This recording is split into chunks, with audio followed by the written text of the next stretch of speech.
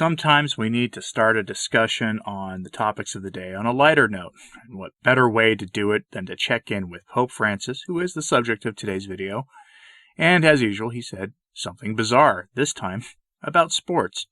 He recently met with some Italian athletes and, well, let's go directly to the source. Catholic News Agency reports, Pope Francis has described basketball as a sport that lifts you up to the heavens during an audience with members of the Italian Basketball Federation. Truly, the church is in great hands here. But it could be worse. He could have said this about the latest program of the Servants of the Leviathan in their bid to give birth to the beast from St. John's Apocalypse, so at least he is just saying his usual vapid things, instead of being mildly unsettling, which is a refreshing change for once. Now, today's video is on something more serious. It was reported on the holiday in America that Pope Francis made some cryptic remarks about the next pope being a John the 24th. This was in reference to a possible papal trip that he has been invited to take by a foreign dignitary. Amidst all the reports of the Latin Mass being suppressed, Francis appointing a man who is stridently opposed to the TLM to the head of the office that will be in charge of suppressing the Mass, we get another rumor of Francis's possible coming retirement, which gives us an opportunity to talk about something important. The likelihood that Francis will be replaced by someone almost exactly like him. Sure, it's not a guaranteed thing, but since Francis has chosen at least 60% of the cardinals who will participate in the coming conclave, his talk of a John the 24th should raise a few eyebrows.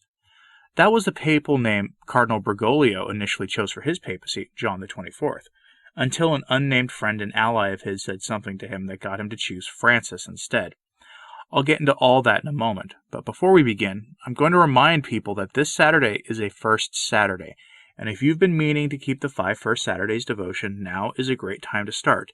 If you don't know what the 5 First Saturdays devotion is, I'll have my most recent video on that topic as a recommended video at the end of this one. The short version is that part of the Fatima message that we curiously don't hear about and wasn't included in that not terribly good movie recently about Fatima was Our Lady asks that the faithful keep the 5 First Saturdays devotion. Few do, and fewer parishes offer the Mass dedicated to it, so I suggest you start keeping it this weekend if you can. More information in the video is recommended at the end of this one. Now on to our story. From LaCroix International, makers of fine sparkling news articles, we get this.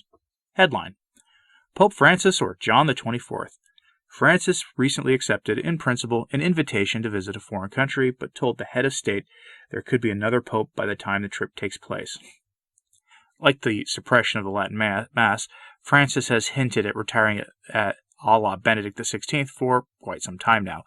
He has said in the past he thinks that Benedict's example is a good one that he might emulate himself, and even on one occasion remarked that he could see a college of Pope Emeriti, all retired popes wearing papal white and living in the Vatican City and keeping their papal names. Talk about sowing the seeds of confusion here. But let's take a deeper look at the article for some insight, because it'll reveal itself pretty quickly here. According to the piece, Pope Francis uttered a cryptic comment a few weeks ago during a closed-door meeting with a foreign head of state that has revived speculation about the future of his pontificate. Like many world leaders, the dignitary invited Francis to visit his country within the next 2 years. The Pope allegedly smiled and said, "Why not? But if I accept, I don't know who will come, Francis or John the 24th.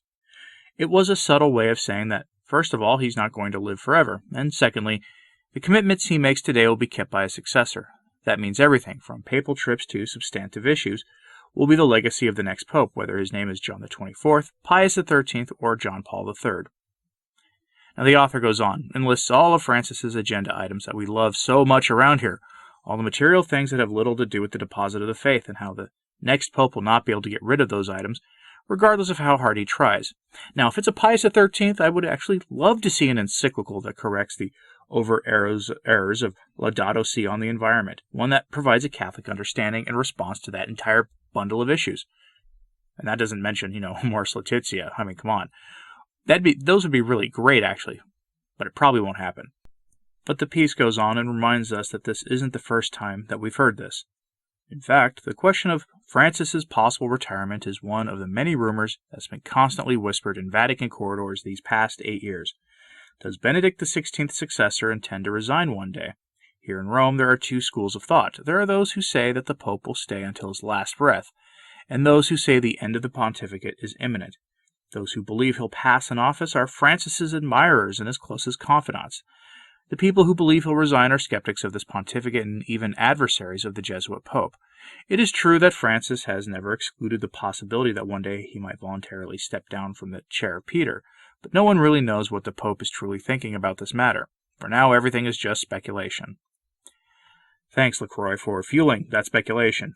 I'm not one of the biggest fans of this pontificate, to put it mildly, but I'm not in the camp that says Francis will retire.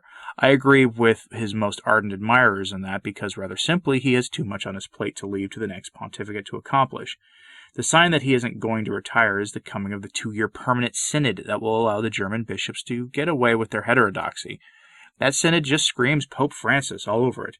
It is, in fact, an essential agenda item for him, something his mentor, Cardinal Martini, very much wanted to accomplish, but did not live to see.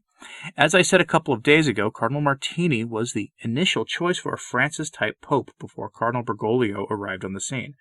Cardinal Martini was the de facto leader of the St. Gallen group, and a part of his desire to recraft the Church into the image and likeness of Caesar was to have a continuous cycle of synods that functioned as a de facto Third Vatican Council.